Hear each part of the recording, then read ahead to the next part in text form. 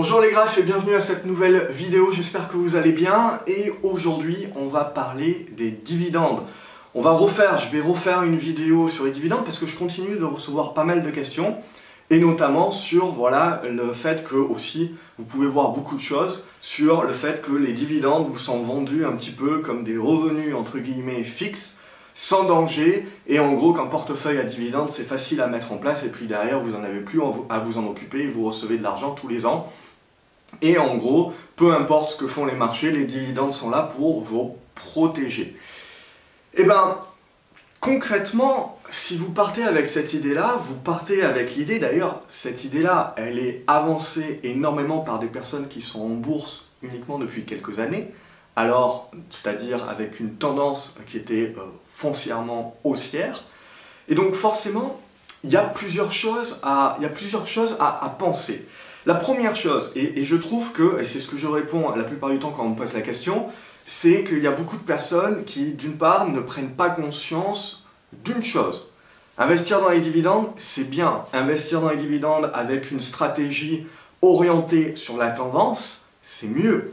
Parce que investir pour acheter juste un dividende, juste parce que voilà, on vous verse 5% de rendement et que ça vous dit que c'est bien, c'est une bonne boîte, vous avez l'impression que vous connaissez la boîte en plus, et vous achetez en vous disant c'est tranquille parce que les dividendes sont fixes depuis les 5 dernières années, voire même ils sont en progression, donc ça veut dire que la boîte gagne de l'argent, ça veut dire que la boîte va bien, et donc j'achète cette entreprise-là. Et en plus, la cerise sur le gâteau, quand on pense uniquement dividendes, c'est de se dire, eh ben, j'ai mon capital potentiellement qui va entrer en croissance, et qui donc je vais avoir un gain sur mon capital en plus. Et je peux dormir entre guillemets sur mes deux oreilles, puisque peu importe, même si en gros le titre ne fait rien, eh ben, je vais quand même toucher mon rendement, je vais quand même toucher mon dividende, et ça va me permettre année après année d'accumuler des gains. La première règle, c'est que en gros, vous ne pouvez profiter réellement des dividendes que si vous les réinvestissez en actions. Et donc, c'est-à-dire que si vous ne perdez pas de temps et que vous rachetez des actions avec ces dividendes-là. Si vous utilisez ces dividendes-là, de toute manière, vous avez l'impôt dessus, mais derrière, sur le reliquat, si vous utilisez pour vous payer une bonne bouffe, pour acheter, peu importe, d'une part, il faut un assez gros portefeuille pour pouvoir réellement vivre des dividendes, donc attention non plus à pas trop rêver. Et puis derrière, surtout si vous voulez réellement augmenter votre patrimoine, eh ben, il faut utiliser la force des intérêts composés. Et pour utiliser la force des intérêts composés, eh bien, ce dividende-là, il ne faut pas le dépenser, il faut le réinvestir systématiquement, qui plus est si vous avez un horizon qui est long terme. Maintenant, il y a beaucoup de personnes qui font l'erreur et qui rapprochent trop le versement d'un dividende d'une entreprise, donc vis-à-vis des actions que vous détenez, par rapport à un loyer que vous percevez de locataire, par rapport à un bien immobilier que vous avez acheté. La différence est énorme, parce que votre bien immobilier, fort heureusement, un bien immobilier aujourd'hui n'a pas de cotation en temps réel comme une action en bourse, sinon je ne vous raconte pas la cata, et je ne vous raconte pas les émotions et justement les mouvements, et peut-être que ça casserait un petit peu le mythe que l'immobilier, c'est pas irrationnel comme la bourse, et que finalement, les prix ne bougent pas de manière totalement irrationnelle. Alors que, tout simplement, pour la simple et bonne raison que, fort heureusement, vous ne connaissez pas le prix de votre maison tous les jours. Vous avez une vague idée, et puis en règle générale, quand vous voulez la vendre, c'est là où vous faites le point. Mais en gros, vous avez une vague idée, et puis point barre. Et c'est cette vague idée-là qui vous mène, qui vous permet de bien dormir la nuit et de rester serein. Sans compter aussi le fait que l'immobilier, c'est quand même un cycle qui est très long terme. On aura l'occasion d'en reparler. D'ailleurs, si c'est un sujet qui vous intéresse, qu'on discute justement un petit peu de l'immobilier et que je vous partage un petit peu mon opinion sur ça, n'hésitez pas dans les commentaires à me dire ce que vous en pensez et si ça vous plairait d'avoir des vidéos un petit peu plus économiques, j'en commence à en faire déjà, mais un petit peu également sur l'immobilier, et discuter démographie, discuter de tout un tas de points qui peuvent impacter justement ces prochaines années l'immobilier. Et donc, en gros, quand vous avez un appartement, vous le louez, l'appartement ou la maison, peu importe, sa valeur ne varie pas, entre guillemets, à l'instant T, et donc vous recevez votre loyer. Et donc le loyer que vous recevez, c'est réellement un bénéfice, c'est réellement un surplus d'argent. Une société qui va faire des bénéfices et qui, selon sa politique de dividende, va décider de vous distribuer une part de ces bénéfices, de par les actions que vous détenez. La valeur n'est pas créée, c'est-à-dire que le dividende qui vous est donné, il ne sort pas de nulle part. On parle toujours de détachement du dividende. Ça veut dire que l'on va détacher de la valeur de l'action la part de dividende qui vous est donnée. Entre guillemets, qu'est-ce que ça veut dire? Ça veut dire que vous ne gagnez rien. Absolument rien.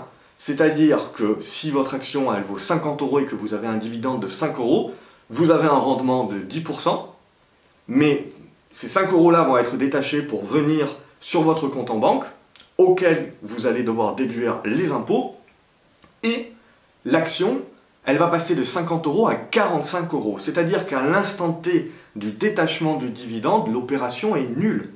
Il n'y a pas de création de valeur sur un dividende, c'est très important de le comprendre à l'instant T. Qu'est-ce qui fait la création de valeur et qu'est-ce qui fait que finalement l'investisseur dans les dividendes crée une richesse?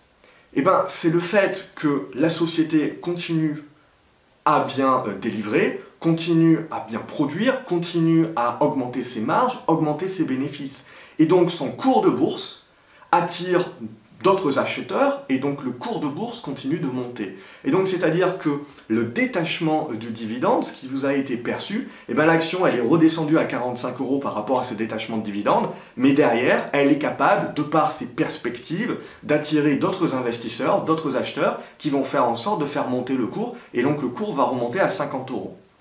Et donc là, c'est là où il faut réellement avoir cette réflexion, pour se dire que ce n'est pas le dividende qui crée de la richesse à l'investisseur, c'est la tendance, et uniquement la tendance. Parce que imaginez que la société vous verse un dividende, mais elle est dans une tendance baissière, et ben, le titre va continuer de baisser. Et donc, vous allez avoir le détachement de dividende, le titre va baisser à 45 €, et puis derrière, il va baisser lentement à 42, 40, 35 €, voire même. C'est-à-dire que si vous faites face à un retournement de cycle, eh ben, pas de bol, potentiellement même cette société-là ne fera plus de bénéfices ou réduira ses bénéfices, et donc pour un petit peu préserver son cash, préserver sa trésorerie et vous éviter de vous faire une augmentation de capital, évidemment, et donc de faire appel aux actionnaires de cette manière-là, eh ben, elle va réduire son dividende. Donc vous avez toujours le risque quand vous achetez une action que pour le dividende, que potentiellement dans le futur, même avec toutes les précautions que vous avez prises dans le passé,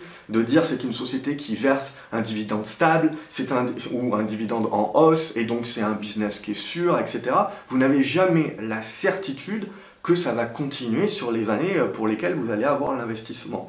Ce que vous devez réellement rechercher, c'est la tendance. Et donc, quand vous achetez une valeur qui verse un dividende, et qui en plus est un bon business, et qui en plus c'est un dividende en croissance, il y a des bonnes perspectives, etc., et que surtout la tendance est encore haussière, et que donc vous avez des perspectives que lorsqu'il y aura les détachements de dividendes, l'action sera capable de continuer de monter, et donc de vous rapporter encore plus, parce que le gros avantage du détachement de dividendes, c'est que vous gardez le même nombre d'actions. Donc en plus, si vous réinvestissez le dividende là, vous allez acheter d'autres actions, et donc petit à petit, ça va faire des petits, et vous allez toucher à chaque fois de plus en plus de dividendes, si on est dans une perspective de long terme, et que vous ne prenez pas évidemment un bas de cycle entre temps. Mais vraiment, la caractéristique, c'est pas de dire les dividendes c'est bien, les dividendes c'est pas bien. Les dividendes, il faut juste arrêter de penser que c'est de la création de valeur. Non, c'est détaché de l'action. C'est-à-dire qu'à l'instant T, vous ne gagnez rien puisque votre capital baisse d'autant que ce qui vous est versé, je vais y arriver, sur votre compte en banque, et réduit en plus des impôts. Donc ça, c'est important de le prendre en compte. C'est que pour moi, on met souvent dos à dos des investisseurs long terme sur des actions à dividendes et des investisseurs long terme aussi, mais dans la tendance. En fait, c'est exactement la même chose. Et je serais tenté de dire que le plus important, c'est d'investir dans la tendance. Et le dividende, c'est la cerise sur le gâteau.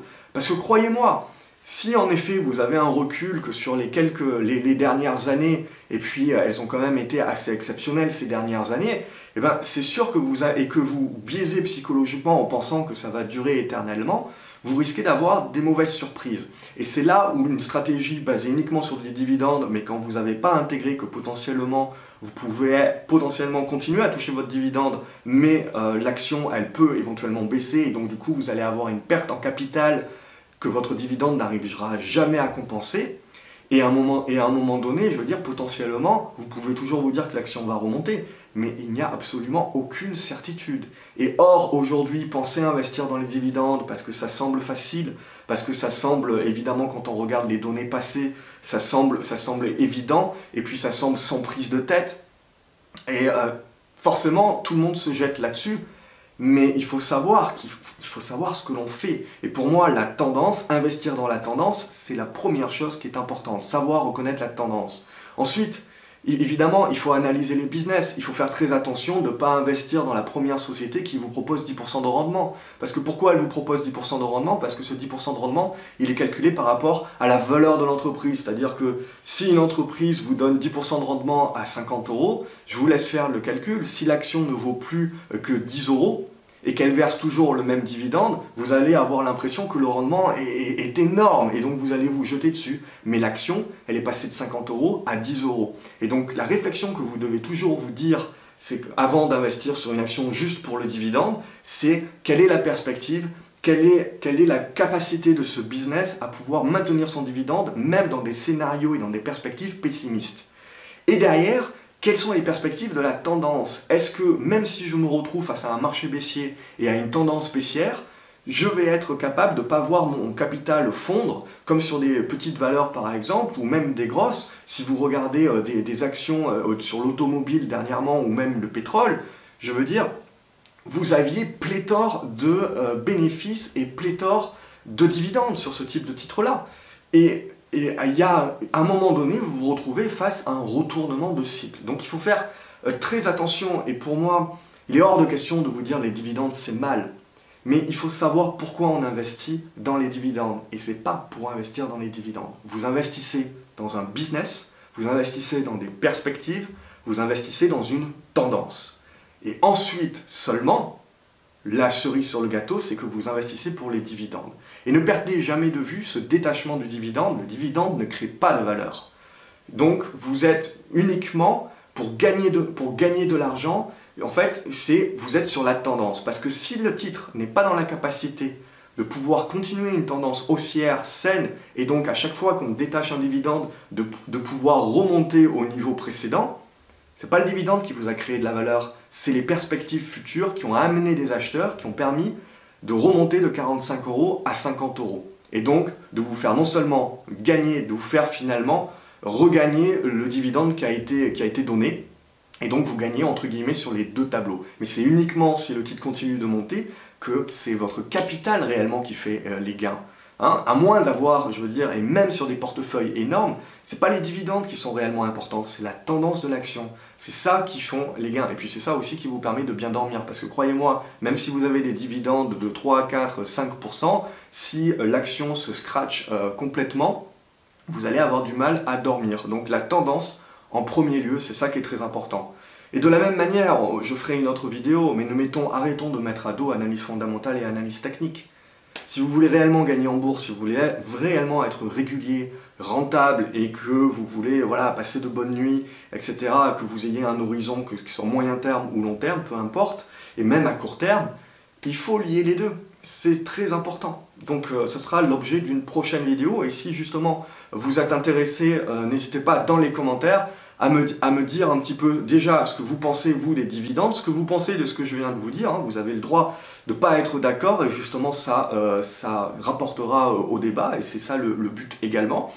Et puis derrière, pour la prochaine vidéo, je vous propose donc une vidéo pour parler analyse fondamentale et analyse technique. Et donc je vous fais plancher un petit peu dessus avant justement que je vous dise moi mon état d'esprit, même si je vous ai fait une petite introduction. N'hésitez pas dans les commentaires à me dire également ce que vous en pensez, analyse fondamentale ou plutôt analyse technique. Voilà ce que je voulais vous dire aujourd'hui dans cette vidéo. J'espère qu'elle vous a plu. Comme d'habitude, n'hésitez pas à la partager et également à vous abonner à la chaîne. Comme ça, vous ne loupez pas les prochaines vidéos. Et puis, toujours, n'hésitez pas, si vous avez aimé cette vidéo, à mettre un pouce en l'air. Si vous ne l'avez pas aimé, évidemment, vous avez tout à fait le droit de mettre un pouce en bas. Mais n'hésitez pas dans les commentaires également, à ce moment-là, à partager votre opinion de manière à ce que le débat soit le plus exhaustif possible. Merci d'avoir regardé cette vidéo. Salut les graphes, à la prochaine.